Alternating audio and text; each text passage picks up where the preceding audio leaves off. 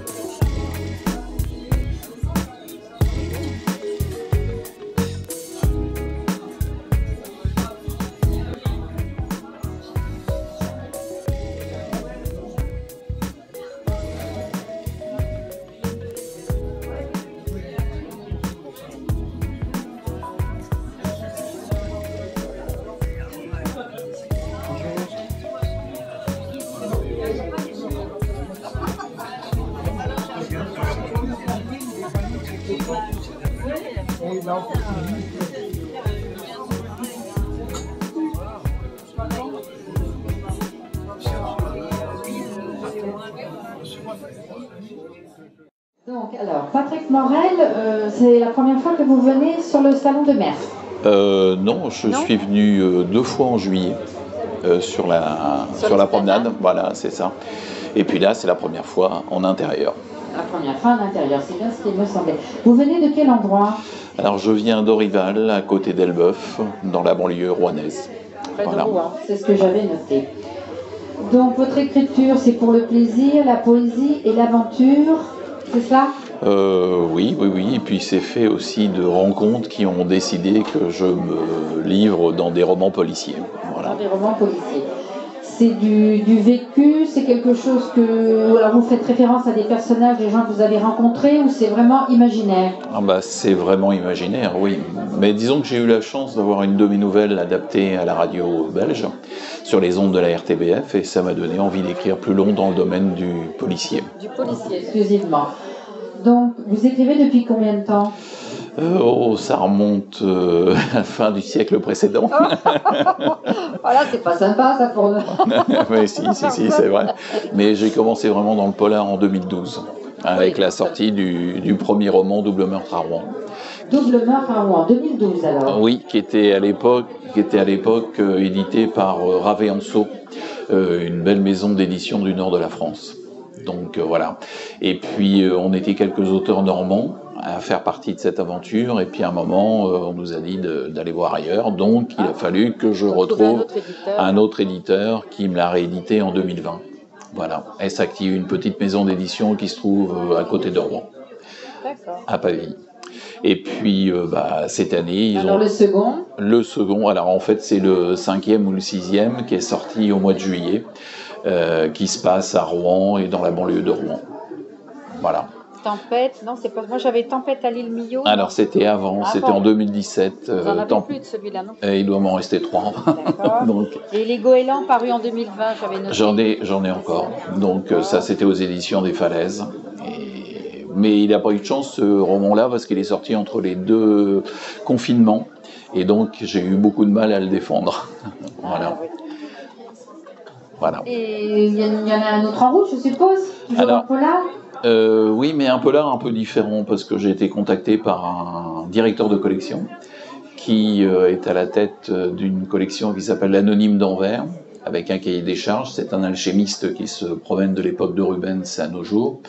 Et donc il m'a demandé d'écrire un épisode sur ce personnage. Donc il devrait paraître à la fin de l'année ou début 2023. Voilà. Bon, écoutez, moi je vous souhaite un beau salon. Eh ben merci. Voilà, donc n'hésitez pas à rendre visite à Patrick Morel, polar, intrigue. Voilà, merci.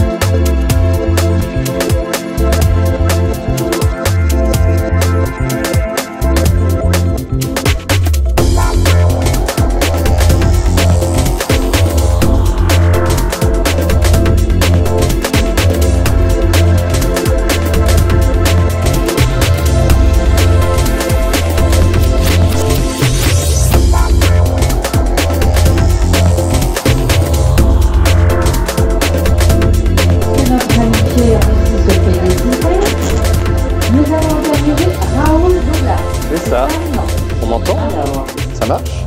Je pense. Ah, ok. Voilà, donc si vous voulez prendre place, faire connaissance avec notre auteur.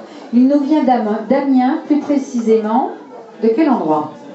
Amiens, oui, Amiens, quartier. Oui, Vraiment, Amiens. Ouais. vraiment Amiens. Ah non. D'accord. Et nous avions eu le plaisir de vous découvrir l'année dernière sur l'Esplanade, lors de la rencontre des auteurs. Après un bac scientifique et un diplôme d'art plastique, Raoul débute au sein même du Courrier Picard. C'est ça. C'est ça, je ne me trompe pas. En réalisant des portraits de justice au tribunal d'Amiens. C'est ça. Alors j'ai fait ça pendant mes études en fait. Donc ça mettait un peu de beurre dans les épinards. Pendant les études, je faisais effectivement les portraits de justice aux assises des tribunaux, quoi. C'est intéressant ça. Ouais, c'est intéressant. Après, c'est un petit peu dur des fois. Au bout d'un moment, les affaires un peu sombres. Au bout d'un certain nombre. C'est rigide, quoi. Ça. Au bout d'un certain nombre d'années, ça pèse un peu, quoi. Voilà. Donc j'avais envie de faire quelque chose d'un peu plus léger avec la bande dessinée. C'est un peu plus sympathique. Donc une expérience très enrichissante dans un milieu pas facile.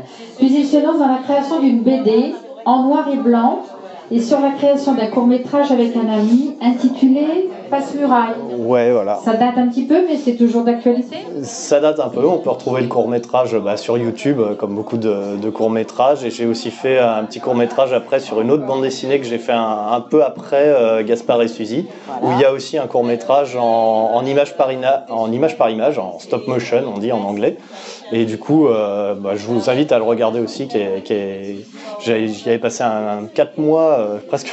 J'ai pas beaucoup dormi, mais c'était assez sympathique. C'était prenant. Et vous avez remporté le premier prix du public à Amiens lors d'un festival. C'est vrai. Oui, il a été présenté, ainsi que le Passe-Muraille aussi, qui avait obtenu le 3e prix, je crois. J'avais présenté. Ouais. C'est Fais ton cours, je crois, à l'époque, mais ça doit exister encore.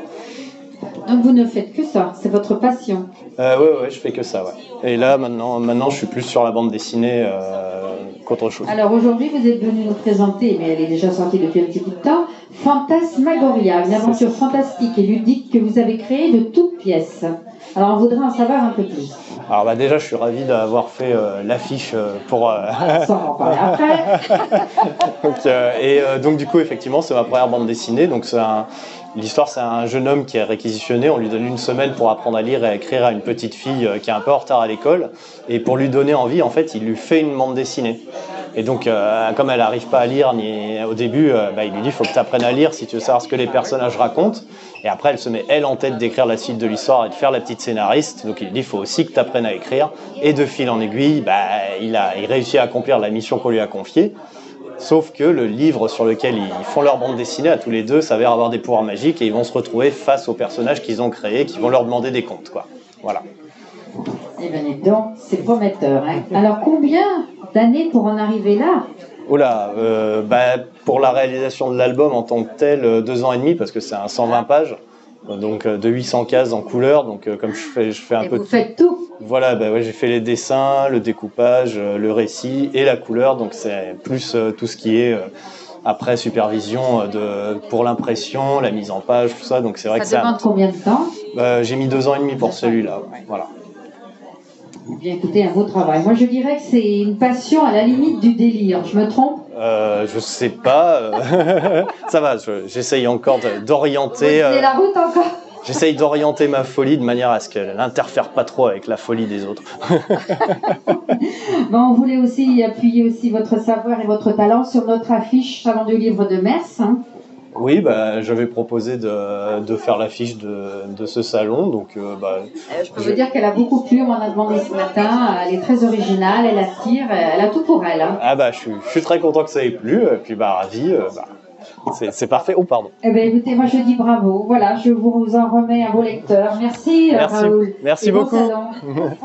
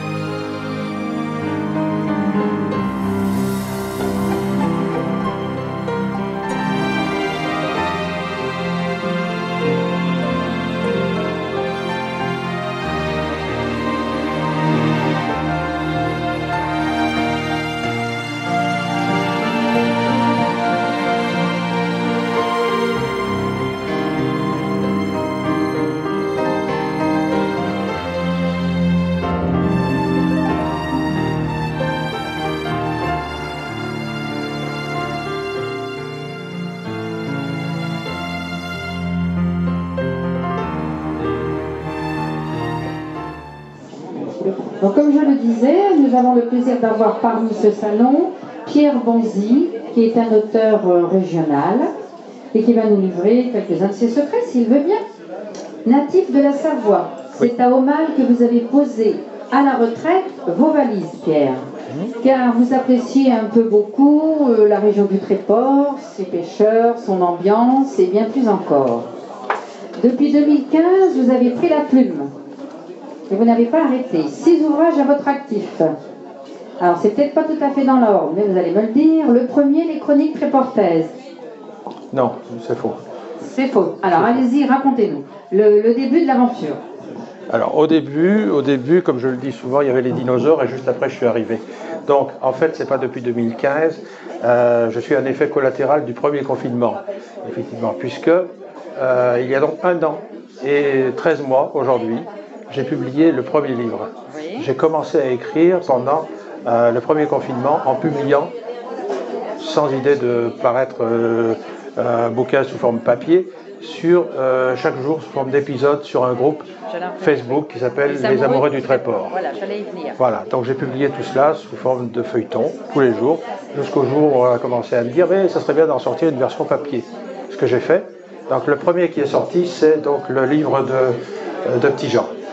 Petit Jean, j'ai tiré ça à 200 exemplaires et lors de la première sortie, le 13 août 2021. Le 14 août, samedi 21, vous l'avez... 14 août, effectivement. Vous l'avez dédicacé à l'embarcadère. Je l'ai dédicacé à l'embarcadère et je l'avais tiré à 200 exemplaires et ce jour-là, il y avait 200 personnes qui attendaient parce que je ne connaissais pas les effets des réseaux sociaux qui faisaient que ça avait de telles répercussions. Donc du coup, depuis, ça a été le début de l'aventure de Petit Jean, puisque 1 an plus tard, on en est à 3 tomes de parus. Et le 4e commence actuellement pour être publié au printemps 2023.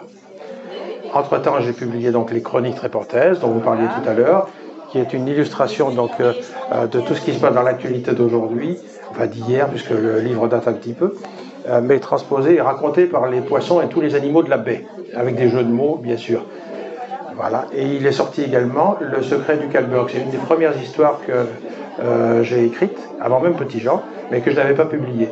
Et lorsque j'ai décidé de le publier, en avril de cette année, 15 jours plus tard, M. Poutine, je ne sais pas exactement qui c'est, mais a décidé d'envahir l'Ukraine. Et donc j'ai hésité, et puis je me suis dit je le publie quand même, et je décide que tous les produits de la vente de ce livre seront reversés au Comité des Nations Unies pour l'Ukraine. Ce qui a été fait, puisque j'ai déjà reversé donc plus de 500 € à ce jour sur la vente de ce livre. C'est l'histoire romancée, effectivement d'une histoire d'amour entre une prisonnière ukrainienne, de celles qui ont construit et creusé le Kalburg, et d'un geôlier allemand, pour montrer que tous n'étaient pas pareils, bien entendu.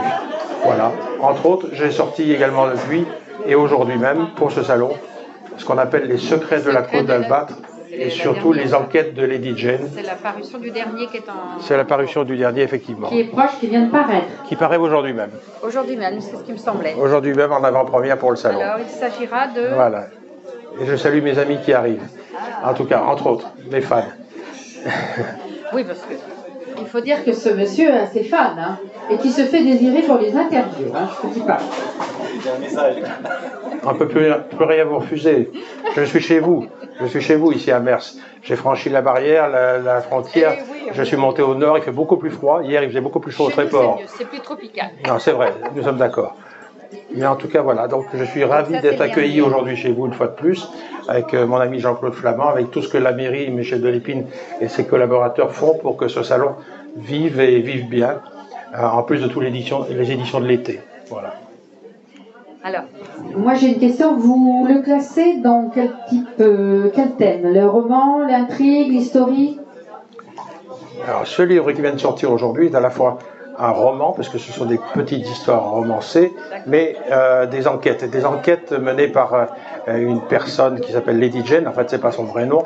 Elle s'appelle Solange, qui habite au Tréport, qui est une retraitée, une ex-femme de Médecins sans frontières et autres, et qui découvre petit à petit, à travers ses enquêtes, avec l'aide de son ami Marc et d'un petit chien qui s'appelle Mystérie, c'est un jeu de mots, des secrets cachés de la région, sur les traces de Victor Hugo, sur d'autres choses, sur un bateau qui a coulé, sur l'histoire de son capitaine. C'est pour ça que la préface de ce livre a été faite par quelqu'un qui était là ce matin, qui a passé un bon moment avec moi, Pascal Leroy, qui est l'officier de port de la capitainerie du Tréport. D'accord. Voilà, entre autres.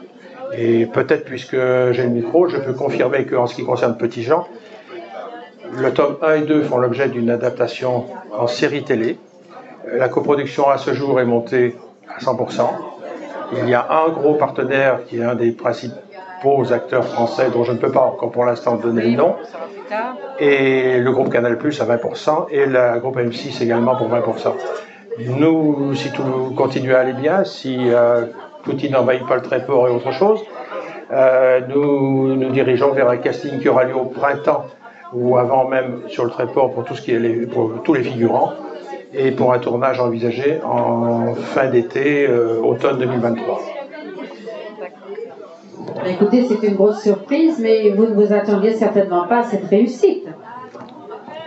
Si, bien entendu. Non, non. Bien sûr que non, bien sûr que non. Mais même si tous les gens que j'ai pu contacter, de par ma carrière antérieure, puisque j'ai commencé et enfin mes études à Cannes, j'ai travaillé déjà pour le Festival du film de Cannes à l'époque et autre chose. Et ensuite au ministère des Affaires étrangères dans le domaine des échanges artistiques internationaux. Ça m'a amené à rencontrer beaucoup de gens du showbiz, artistes et autres, que j'ai pu contacter. C'est pour ça, par exemple, que je peux dire et confirmer aujourd'hui, ce qui n'est pas un secret, que ma plus jeune lectrice a 7 ans et ma plus âgée, pour ne pas dire vieille, Céline Renaud, qui a 94